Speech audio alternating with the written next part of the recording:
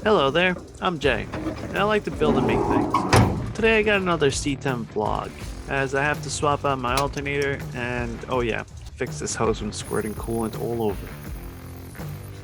To start off, let's disconnect the battery and any plugs or wires out of the old alternator.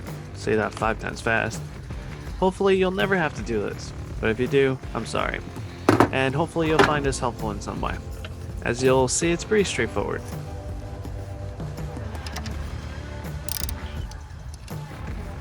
Now I'll go ahead and remove the alternator bracket. It's an old vehicle, so I like to check the condition of the hardware as I take it out. So that way I can determine whether I'm going to need to replace it or reuse it, because I don't want to strip anything out of this. You don't want to make more work for yourself.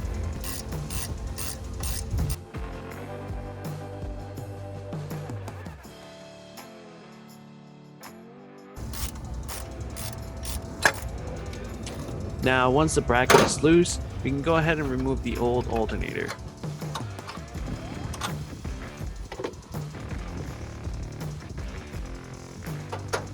Box opening time.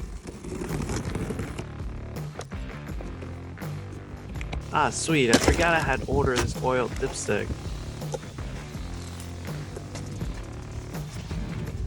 As you can see, I needed to replace the old one.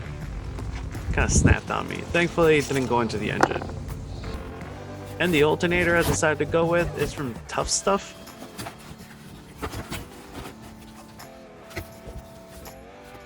It's a direct bolt-on with higher amperage and better efficiency than the old one. So this is going to allow me to run more electronics down the road. Some notable differences? Not many, honestly. Now here's a quick side-by-side. The fins appear to be a little bit more optimal for flow, and the rear plug locations are a tad different, but it'll work. The mounting's still the same. Now be sure you get the proper housing to match your vehicle, as apparently there's 2 different types as far as I know, and that varies by model. Since I took the bracket out, I'll go ahead and hit it with some degreaser just to clean it off. Ideally, I'd sandblast this part and then paint it to remove any rust and have it nice and shiny, but I'll go ahead and get that done later on. Right now I just need to get on the road. And while I was at it, I hit the engine with some of that degreaser just to clean it up a little bit since everything's exposed. Might as well take the opportunity. After all, it's easier to diagnose with a clean engine bay. Oh, that looks so much nicer. What do you guys think? Worth it? Then it's really as simple as putting everything back the same way that you removed it before you took the other one out. Make sure you tighten your bolts to the right torque specs. And the belt you can just run around the fan and then around the pulleys.